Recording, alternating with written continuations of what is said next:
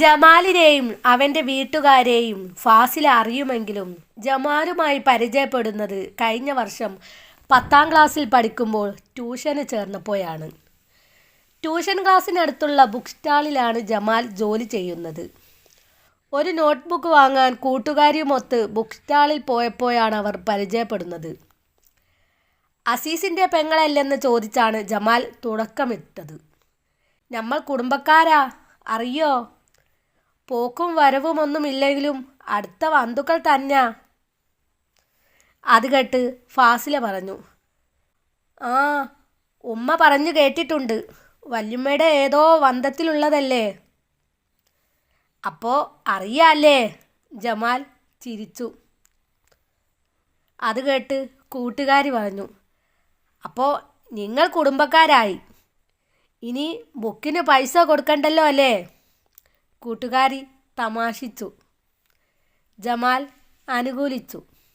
No problem, പൈസ തരണ്ട, എടുത്തോ.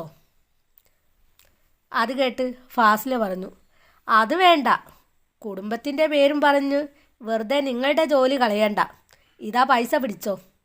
അവൾ അങ്ങനെ പറഞ്ഞ് ബുക്ക് വാങ്ങിയതിൻ്റെ പൈസ കൊടുത്ത് കൂട്ടുകാരിയുമൊത്ത് ബുക്ക് സ്റ്റാളിൽ നിന്നിറങ്ങി. അതിൽ പിന്നെ ഫാസില ട്യൂഷൻ ക്ലാസ്സിൽ പോകുമ്പോഴും വരുമ്പോഴുമെല്ലാം ജമാൽ അവളെ നോക്കി നിൽക്കൽ പതിവായി. തമ്മിൽ കാണുമ്പോൾ അവൻ പുഞ്ചിരിക്കും, നേർക്കുനേർ കണ്ടുപോയാൽ അവളും ഒരു പുഞ്ചിരി പാസാക്കും.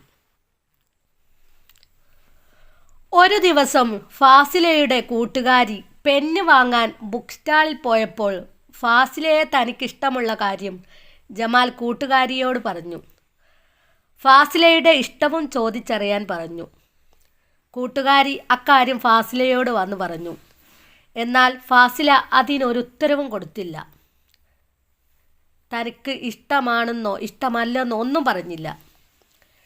ജമാൽ നല്ല ചെക്കനാണ്, സുന്ദരനാണ്, ഏത് പെണ്ണും ഇഷ്ടപ്പെടുകയും ചെയ്യും.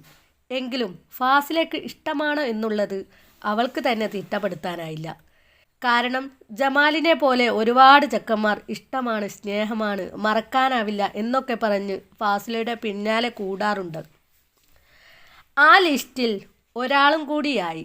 അത്രേ ഫാസില ഇതിനെ കണ്ടുള്ളൂ. ഫാസില എല്ലാവരോടും സൗഹൃദത്തിൽ തന്നെ നിന്നിരുന്നു. അക്കൂട്ടത്തിൽ ജമാലിനോടും.